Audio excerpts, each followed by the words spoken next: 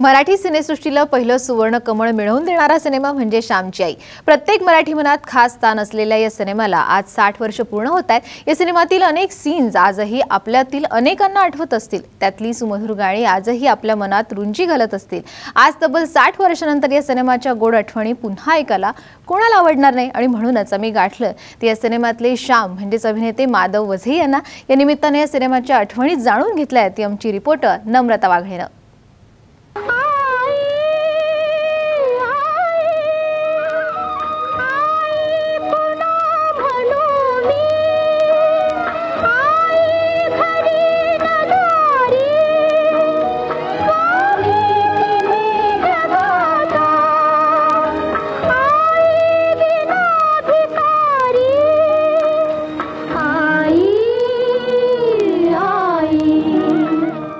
गेले 60 वर्षांपासून मराठी चित्रपट रसिकांसाठी मर्मबंधातली ठेव ठरलेला चित्रपट म्हणजे श्यामची आई। 60 वर्ष पूर्ण होत आहेत या आईला आणि या चित्रपटामध्ये श्यामची भूमिका साकारणारे अभिनेते माधव वझे आपल्यासोबत आहेत। आपण आता या श्यामकडूनच ऐकूया या आईची कथा। वझे सर, काय सांगाल तुम्ही? 60 वर्ष होत आहेत आईला, तुमचा पहिला चित्रपट, आजही आठवणी तशाच ताज्या आहेत? अगदी प्रत्येक दिवसेंदिवस चित्रीकरणाचा मला आठवतो की आम्ही राष्ट्रपती पदक जेव्हा मिळालं तेव्हा आम्ही राष्ट्रपती भवनामध्ये गेलो होतो आणि मराठी चित्रपटसृष्टीतलेच काय भारतीय चित्रपटसृष्टीतली सगळी माणसं मोठमोठी तिथं आली होती। मी सगळ्यांच्या सह्या त्यावेळेला घेत होतो। माझ्याकडे त्या सह्यांचं पुस्तक आजही आहे आणि असं सगळं सह्या मी घेत असताना कोणीतरी मला सांगितलं, अरे वनमालाबाईंची सही घे ना। तर मी म्हटलं, त्यात काय घ्यायची? ती माझी आई आहेत त्या, आईची काय सही घेतात? मग त्याने सांगितलं, अरे त्या तुझ्या चित्रपटात आई आहेत, परंतु त्या फार मोठ्या अभिनेत्री आहेत, त्या नाटकातनं चित्रपटातनं त्यांनी खूप कामं केली आहेत, मग त्यांची सही तुला नको का? मग मी श्यामची आई म्हणून मी वनमालाबाईंची सही माझ्या वहीमध्ये घेतली आणि त्यांना संदेश मागितला।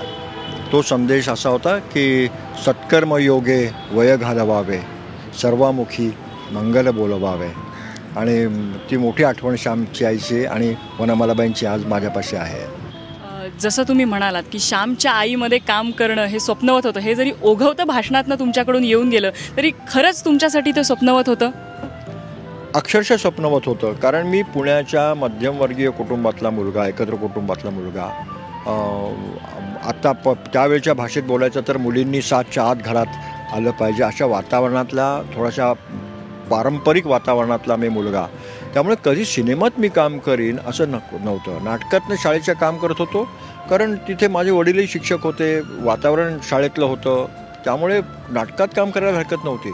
पण चित्रपटात काम म्हणजे मुलगा वाया जाणार, मुलगा शिकणार नाही, मग मुलगा पुढे पैशाचे त्याला चणचण येणार, अशी सगळी परिस्थिती त्यावेळेला होती। अनेक नटांचे मानधनाचे पैसे बुडवले जात असल्याच्या कथा आम्ही ऐकत होतो। त्यामुळे वडिलांनासुद्धा फारशी इच्छा नव्हती की मुलाला चित्रपटामध्ये त्यांनी जावं, परंतु आचार्यात्र्यांनी जेव्हा श्यामची आई, साने गुरुजींच्या श्यामची आईवरती चित्रपट निघतं सांगितलं, मुलाचा अभ्यास बुडणार नाही, मुलाचा अभ्यास आम्ही वाटल्यास मुंबईतसुद्धा घेऊ असं जेव्हा वडिलांना सांगितलं, मुलगा हॉटेलमध्ये राहणार नाही, मुलगा एका कुटुंबातच राहील चित्रीकरणाच्या वेळेला, असं जेव्हा आचार्यात्र्यांनी सांगितलं तेव्हा वडील तयार झाले।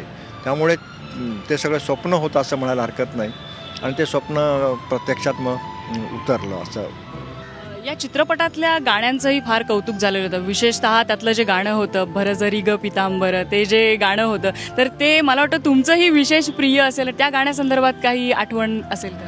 मी गाण्याची आठवण सांगतो। हे गाणं जेव्हा माझी निवड झाली तेव्हा मी आचार्यात्र्यांच्या नवयुग त्यांचं जे साप्ताहिक होतं त्या साप्ताहिकाच्या कार्यालयात बसलो होतो। आचार्यात्रे संपादक म्हणून काम करत होते, शेजारी वसंत बापट होते, आणखीन कोणी आचार्यात्र्यांचे मित्र होते। संबंध एखाद्या प्रिंटिंग प्रेसमध्ये जसं वातावरण असावं तसं ते होतं आणि मी तिकडे बसलो होतो। मन माणसं येत होती जात होती, आचार्यात्रे टेबलावरती काहीतरी लिहित होते। त्यावेळेला आचार्यात्र्यांच्या त्या प्रिंटिंग प्रेसवरती त्याच दुपारी जप्ती पण आली होती, कोर्टाचा मनुष्य आला होता आणि त्याने नोटीस दाखवली। आचार्यात्रे म्हणाले, काय आणलं आहेस? तो म्हणला, सर तुमच्या प्रिंटिंग प्रेसवरती जप्ती आणली आहे। अरे मला वेळ कुठे आहे म्हणाले तुझ्याकडे लक्ष द्यायला? त्याला काहीतरी जरा गोडबीड बोलून त्याला घालवला आणि पुन्हा लिहित बसले आणि थोड्या वेळाने म्हणाले, वसंत बापटांना म्हणाले, अहो वसंतराव काय करताय तुम्ही? तुमचं गाणं लिहून झालं की नाही? वसंतराव एक गाणं घन दाट राणी वाहे लिहित होते. तर वसंतराव म्हणे नाही हो, अजून काय काही शब्द अडलेत. काय अडलेत म्हणाले, हे बघा एवढ्या सगळ्या गडबडीत मी काय लिहिलं आहे. आणि त्यांनी वाचून दाखवलं, भरजरी ग पितांबर दिला फाडून द्रौपदीचे बंधू शोभे नारायण. या चित्रपटामध्ये तुमच्या आईची म्हणजे श्यामच्या आईची भूमिका वनमालाबाईंनी केलेली होती. म्हणजे एक खरोखरच आईचं जे काय प्रेम वात्सल्य जे असतं ते प्रत्येक आई त्या भूमिकेशी रिलेट झालेली होती. तुम्ही काय सांगाल त्याबद्दल? श्यामच्या आईच्या वेळेला हेच होतं. म्हणजे आता पुन्हा लोकांना माहिती नसलेली आठवण मी सांगेन की माझी नव्हती निवड झाली श्यामची आई करता, एका दुसऱ्या मुलाची झाली होती आणि त्याला घेऊन चित्रीकरण सुरू केलं होतं. परंतु वनमालाबाईंनी आचार्यांना सांगितलं, तुम्ही हा जो मुलगा निवडला आहेत ना, याच्याबद्दल मला वात्सल्य नाही वाटत आहे. आई आणि मुलगाचं नातंच निर्माण होत नाही आहे. मग आचार्यांनी चित्रीकरण थांबवलं आणि खूप मुलांचा शोध घेता घेता त्यांना माझा पत्ता लागला. त्यांनी माझी निवड केली आणि मी जेव्हा वनमालाबाईंच्या समोर थोडंसं अभिनयाचं काही ते करून दाखवलं आणि चित्रीकरण सुरू झालं, वनमालाबाईंनी आचार्यांना सांगितलं होतं की आता काही प्रश्नच नाही म्हणाल्या, आता आपला चित्रपट शेवटपर्यंत सुरळीत जाणार. आजची आई ज्या वेळेला तुम्ही बघता, कसं तुम्ही त्याला रिलेट करता, कसं कम्पेअर करता तुम्ही आजची आई आणि श्यामची आई? श्यामची आई ही कोकणातली होती, खेडेगावातली होती, अशिक्षित होती. परंतु अशिक्षित जरी होती तरी शहाणी होती. व्यावहारिक शहाणपण तिच्यापाशी होतं आणि खंबीरपणे ती सगळ्या संकटांमधून उभी राहिली आपण बघतो. आणि तिने जेव्हा घरावरती जप्ती आली तेव्हासुद्धा सावकाराच्या त्या माणसाला कसं तोंड दिलं ते आपण बघतो चित्रपटामध्ये. आजची आई, तिला घरही सांभाळायचं आहे, तिला तिचा नोकरी व्यवसायही सांभाळायचा आहे, त्याच्यात मुलांकडे लक्ष द्यायला तिला तितका वेळ मिळणार नाही, हे तितकंच खरं आहे. परंतु तरीसुद्धा मला असं वाटतं की आत्ताच्या आपल्या कुटुंबामध्ये आपला सगळा संवाद हळूहळू कमी होत चालला आहे, तुटत चालला आहे. आणि जर मुलं जर खरंच वाढायची असली ना तर 2च केंद्र असतात, शाळा आणि घर. तर घराचं घरपण टिकवून मुलांच्या बरोबर अगदी दररोज मी म्हणणार नाही पण आठवड्यातनं एकदा तरी आपण सगळ्यांनी एकत्र जेवणं, मुलाचे मित्रमैत्रिणी कोण आहेत, मुलाचा अभ्यास कसा आहे, त्याच्या आवडीनिवडी काय आहेत, याच्याकरता आपला वेळ त्याला देणं हे सगळ्यात महत्त्वाचं असतं. मुलांना तुमच्याकडनं तुमच्या वेळेपेक्षा दुसऱ्या खरं म्हणजे कशाची अपेक्षा नसते.